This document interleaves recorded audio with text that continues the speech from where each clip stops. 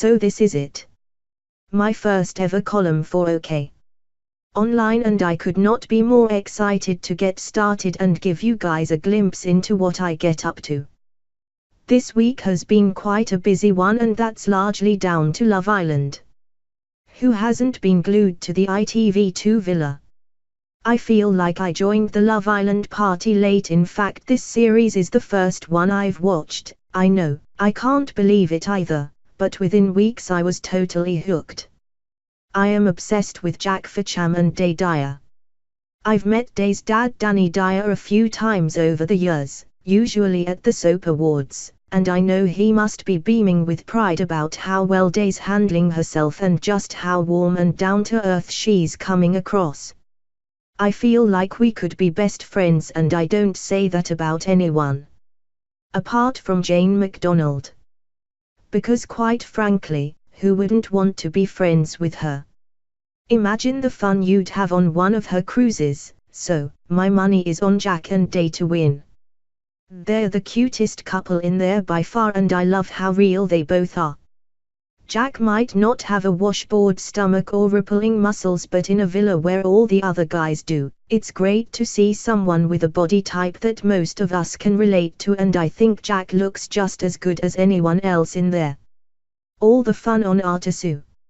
Last Sunday, my day off from filming Hollyoaks, I was asked to go on Love Island Artasu, hosted by the lovely Caroline Flack, who looked just as glam in the flesh as I imagined she would.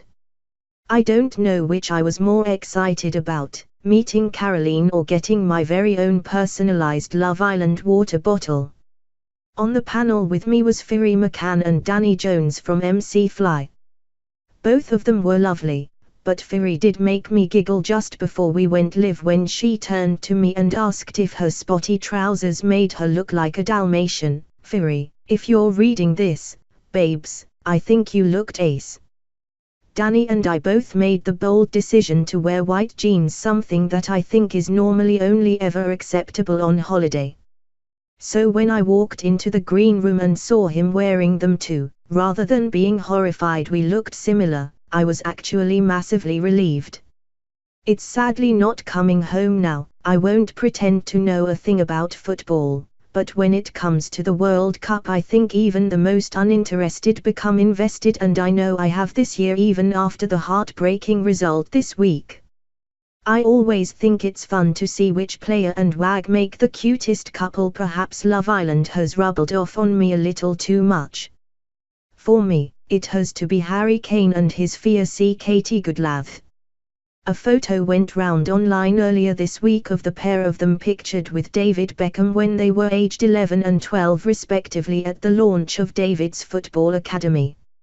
How cute to think they've known each other so long and are still going strong.